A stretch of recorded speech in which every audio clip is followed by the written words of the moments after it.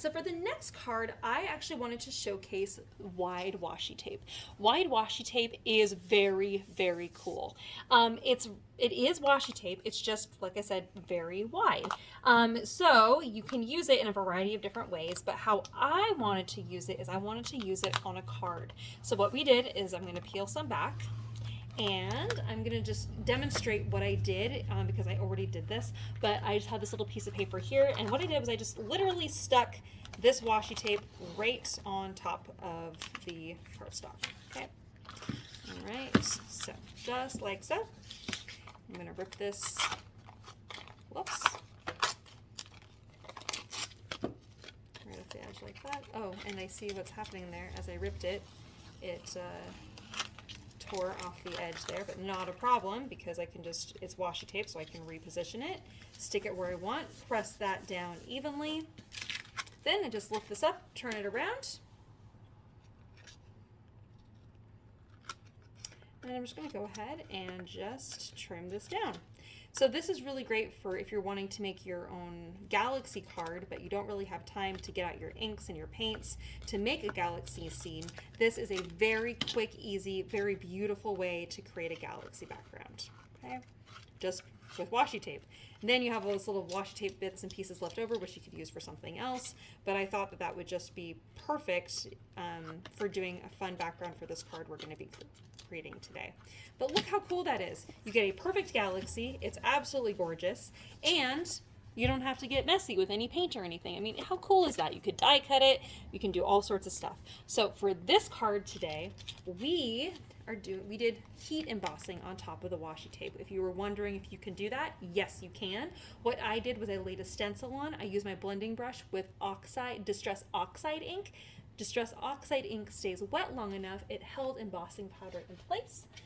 And this is what we ended up with. I used a snowflake stencil on top of the galaxy background wide washi tape, and this is what we ended up with. Now, when you're looking at your card, you're probably seeing a lot of these little ripples that are on your wide washi tape, so we're going to need to buff that out. Now, something's going to happen when we do this, and we're going to do this together so I can show you what's happening, okay? And it's okay that it's going to happen, but I need to share with you the situation.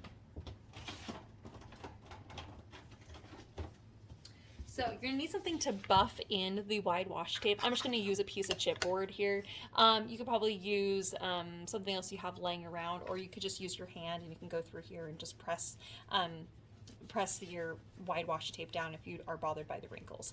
Now, when I was first doing this, this is what I did. Now, watch first before you do this so you can see what's going to happen. I took this and I was like, oh, well, it's wrinkly, so I'm just going to take this and I'm just going to scrape down. And as I do so, do you see what's happening here? Is that part of the snowflake here is actually starting to come off of the washi tape because the washi tape is kind of plasticky, and so the that embossing powder, even though it's melted on the surface, is going to kind of come off just a little bit.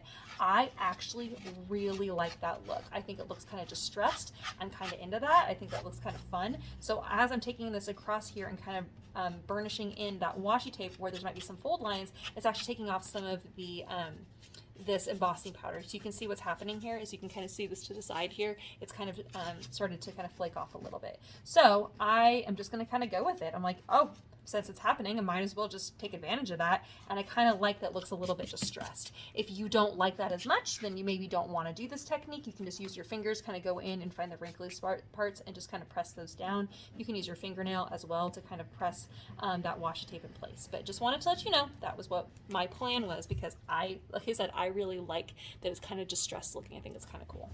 So, but it's up to you if you don't want that. Okay.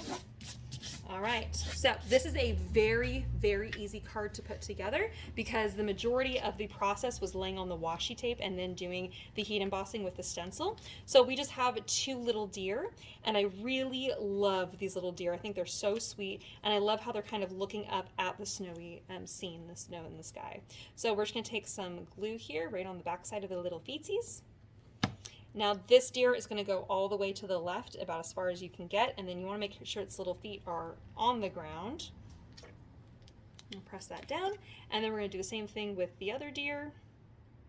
I love using deer because they're just perfect for the holidays, but also your deer die cuts can be used any time of year for Pacific Northwest because we have deer everywhere here, so it really works for any time of year, which is great. You can make a sweet little Easter card. You could do just a forest card with like some trees, and you have your little deer. You can cut them out of suede paper. There's lots you can do with that. Okay. All right. And then, of course, the inside of the card is just a simple little sentiment, and it says, warm winter wishes. And I did choose purple ink because there's kind of this purpley kind of twilight kind of color up here in that galaxy, and so I thought I kind of wanted to tie that color back in. So there we are, card number 2. Isn't that fun? I just love that. I love how rainbowy it is, too. It just makes me happy. Of course, I love things that make me happy. All right, on to the third.